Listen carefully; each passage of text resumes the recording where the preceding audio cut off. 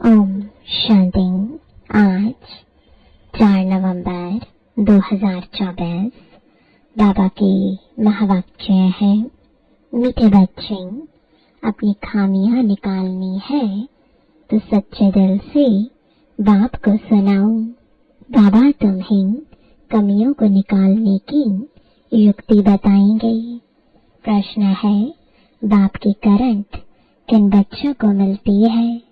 उत्तर है, जो बच्चे ईमानदारी से सर्जन को अपनी बीमारी सुना देते हैं, बाबा उन्हें दृष्टि देता। बाबा को उन बच्चों पर बहुत तरस पड़ता है। अंदर में आता इस बच्चे का यह भूत निकल जाए। बाबा उन्हें करंट देता है। ओम शांति। बाप बच्चों से पूछते रहते हैं।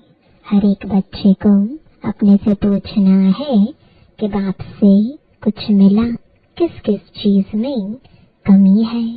हर एक को अपने अंदर झांकना है।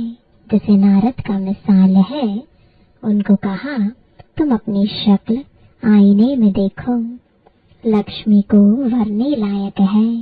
तो बाप भी तुम बच्चों से पूछते हैं, क्या समझते हो? लक्ष्मी को वरने लायक बने हो? अगर नहीं तो क्या क्या खामियां हैं जिनको निकालने के लिए बच्चे पुरुषार्थ करते हैं? खामियों को निकालने का पुरुषार्थ करते या करते ही नहीं है। कोई कोई तो पुरुषार्थ करते रहते हैं। नए नए बच्चों को यह समझाया जाता है, अपने अंदर में देखो, कोई खामी तो नहीं है, क्योंकि तुम सबको परफेक्ट बनना है। बाप आते ही है परफेक्ट बनाने के लिए। इसलिए एम ऑब्जेक्ट का चित्र भी सामने रखा है। अपने अंदर से पूछो, हम इन जैसे परफेक्ट बने हैं। वह जिस्मानी विद्या पढ़ाने वाले टीचर आदि तो इस समय सब विकारी हैं। यह यानी लक्ष्मी नारायण संपूर्ण निर्विकारियों का सैंपल है। आधा कल्प तुमने इन्हों की महिमा की है। तो अब अपने से पूछो, हमारे में क्या क्या खामियां हैं जिनको निकाल हम अपनी उन्नति करें और बाप को बताएं कि बाबा यह खामी है जो हमसे निकलती नहीं है। कोई उपाय बताओ। बीमारी सर्जन द्वारा ही छूट सकते हैं। कोई कोई नायब सर्जन भी होशियार होते हैं। डॉक्टर से कंपाउंडर सीखते हैं। होशियार डॉक्टर बन जाते हैं। तो ईमानदारी से अपनी जांच करो, मेरे में क्या क्या खामियां हैं जिस कारण मैं समझता हूँ यह पद पा नहीं सकूंगा। बाप तो कहेंगे ना, तुम इन जैसा बन सकते हो। खामियां बताएं तब बाबा राय दें। बीमारियां तो बहुत है, बहुतों में खामियां हैं। कोई में बहुत क्रोध है, लोभ है, उन्हें ज्ञान की धारणा नहीं हो सकती है जो कोई को धारणा करा सके। बाप रोज बहुत समझाते हैं। वास्तव में इतनी समझाने की जरूरत ही नहीं दिखती। मंत्र का अर्थ बाप समझा देते हैं। बाप तो एक ही है। बेहद के बाप को याद करना है और उनसे यह वर्षा पाकर हमको ऐसा बनना है। और स्कूलों में 5 विकारों को जीतने की बात ही नहीं होती। यह बात अभी ही होती है जब आप आकर समझाते हैं। तुम्हारे में जो भूत है, जो दुख देते हैं, उनका वर्णन करेंगे तो उनको निकालने की बाप युक्ति बताएंगे। बाबा, यह भूत हमको तंग करते हैं। भूत निकालने वाले के आगे वर्णन किया जाता है ना, तुम्हारे में कोई वह भूत नहीं। तुम जानते हो यह 5 विकारों रूपी भूत जन्म जन्मांतर के हैं। देखना चाहिए हमारे में क्या भूत है, उसको निकालने लिए फिर राय लेनी चाहिए। आंखें भी बहुत धोखा देने वाली हैं, इसलिए बाप समझाते हैं अपने को आत्मा समझ दूसरे को भी आत्मा समझने की प्रैक्टिस डालो। इस युक्ति से तुम्हारी यह बीमारी निकल जाएगी। हम सब आत्माएं तो आत्मा भाई भाई ठहरे, शरीर तो है नहीं।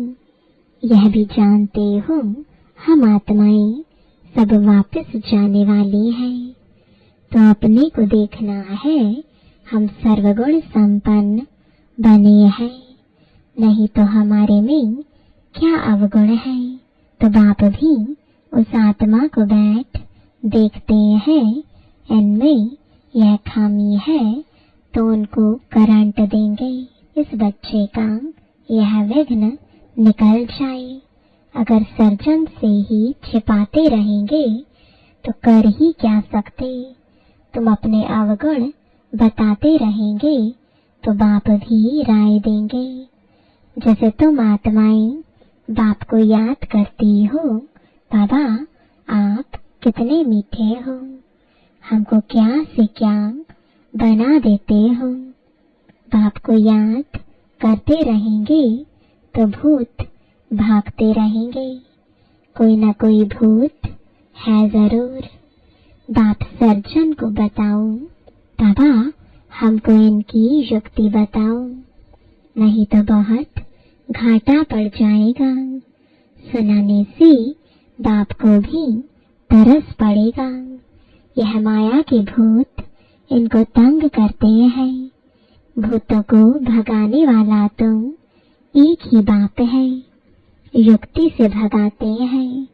समझाया जाता है इन 5 भूतों को भगाओ, फिर भी सब भूत नहीं भागते। कोई में विशेष रहता है, कोई में कम, परंतु है जरूर। बाप देखते हैं इनमें यह भूत है।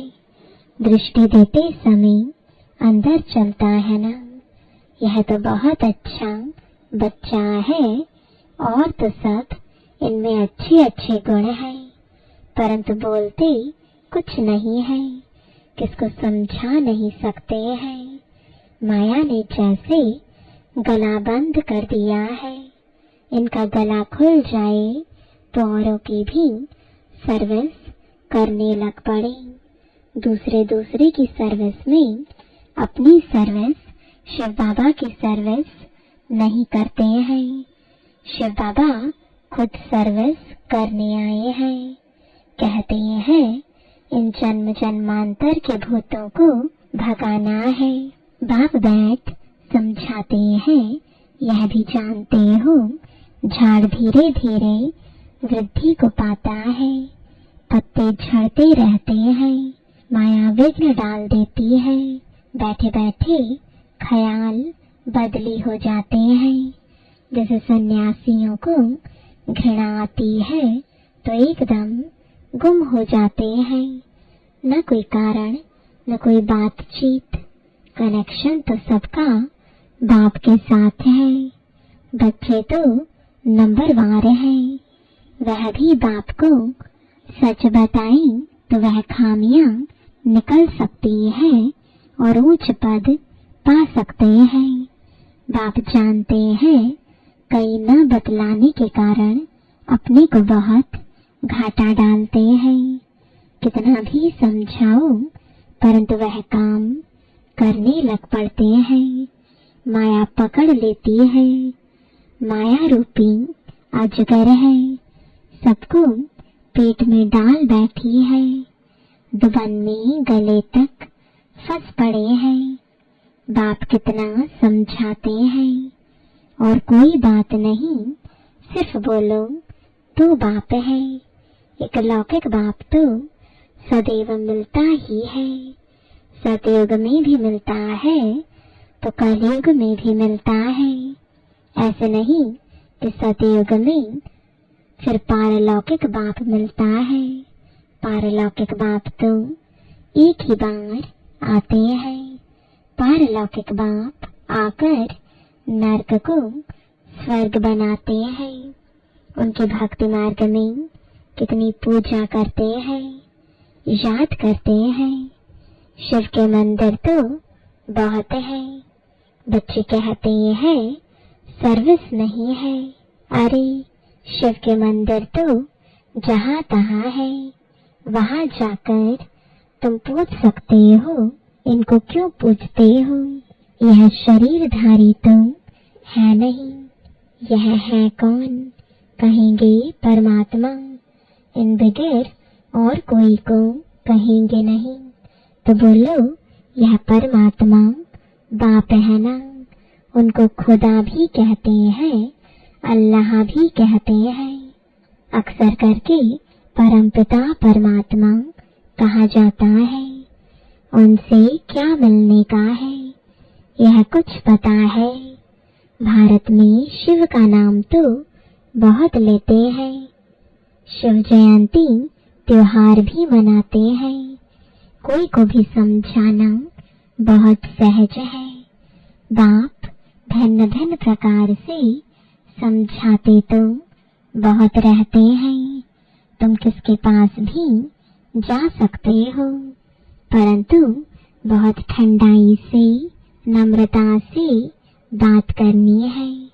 तुम्हारा नाम तो भारत में बहुत फैला हुआ है। थोड़ी भी बात करेंगे तो झट समझ जाएंगे यह बीके है। गाँव आदि तरफ तो बहुत इनोसेंट है। तो मंदिरों में जाकर सर्विस करना बहुत सहज है। आओ तो हम तुमको शिव बाबा की जीवन कहानी सुनावें। तुम शिव की पूजा करते हो, उनसे क्या मांगते हो? हम तो आपको इनकी पूरी जीवन कहानी बता सकते हैं। दूसरे दिन फिर लक्ष्मी नारायण के मंदिर में जाओ। तुम्हारे अंदर में खुशी रहती है। बच्चे चाहते हैं गाँवों में सर्विस करें। सबकी अपनी अपनी समझ है ना। बाप कहते हैं पहले पहले जाओ शिव बाबा के मंदिर में, फिर लक्ष्मी नारायण के मंदिर में जाकर पूछो इन्हों को यह वर्षा कैसे मिला हुआ है। आओ तो हम आपको इन देवी देवताओं के 84 जन्मों की कहानी सुनाए। गांव वालों को भी जगाना है। तुम जाकर प्यार से समझाएंगे। तुम आत्मा हो, आत्मा ही बात करती है। यह शरीर तो खत्म हो जाने वाला है। अब हम आत्माओं को पावन बन बाप के पास जाना है। बाप कहते हैं मुझे याद करो, तो सुनने से ही उनको कशिश होगी। जितना तुम देही अभिमानी होंगे उतना तुम्हारे में कशिश आएगी। अभी इतना इस देह आदि से, पुरानी दुनिया से पूरा वैराग्य नहीं आया है। यह तो जानते हो, यह पुराना चोला छोड़ना है। इनसे क्या ममत्व रखना है। शरीर होते शरीर में कोई ममत्व नहीं होना चाहिए।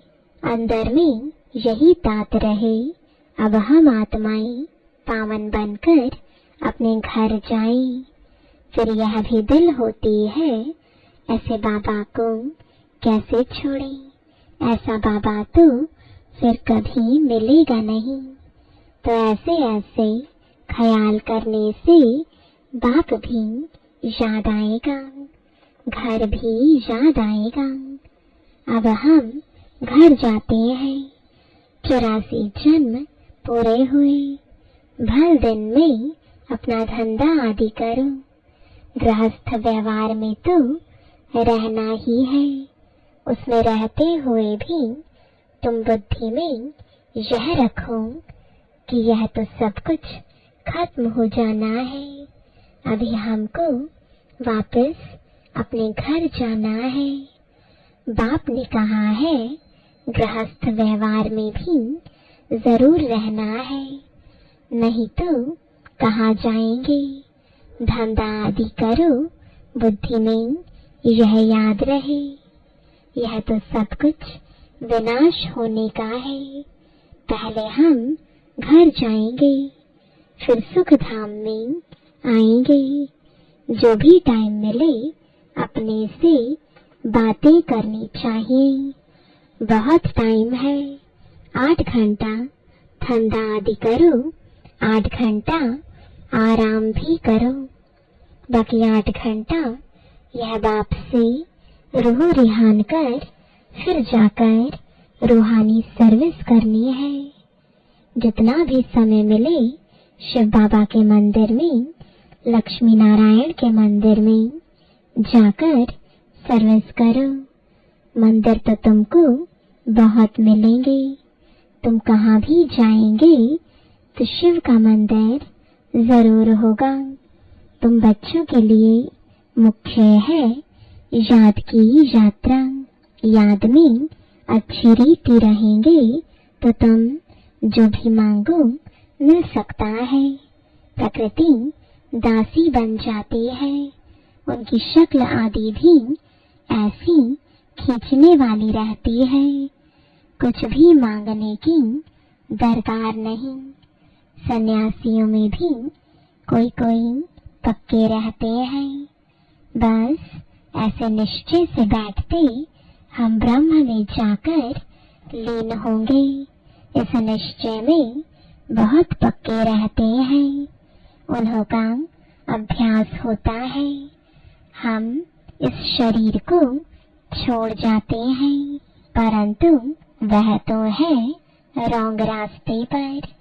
बड़ी मेहनत करते हैं ब्रह्म में लीन होने के लिए। भक्ति में दीदार के लिए कितनी मेहनत करते हैं, जीवन भी दे देते हैं।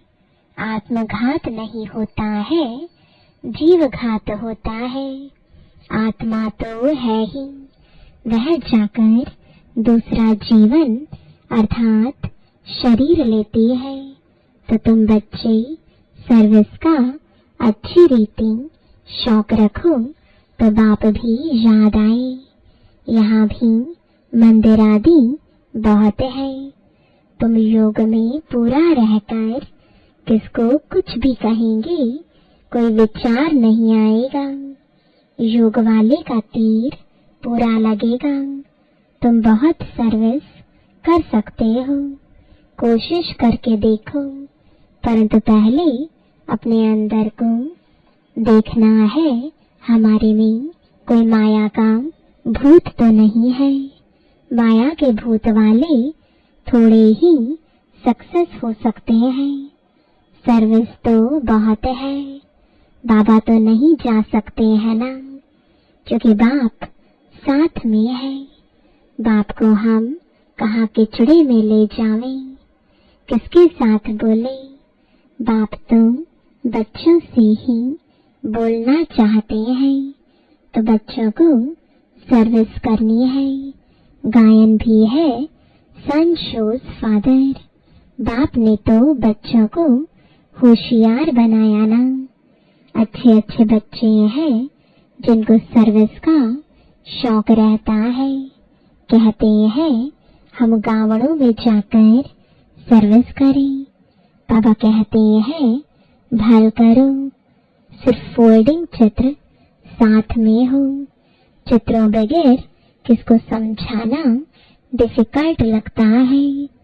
रात दिन यही ख्यालात रहती है, औरों की जीवन कैसे बनाए, हमारे में जो खामियां हैं वह कैसे निकाल उन्नति को पाए। तुमको खुशी भी होती है।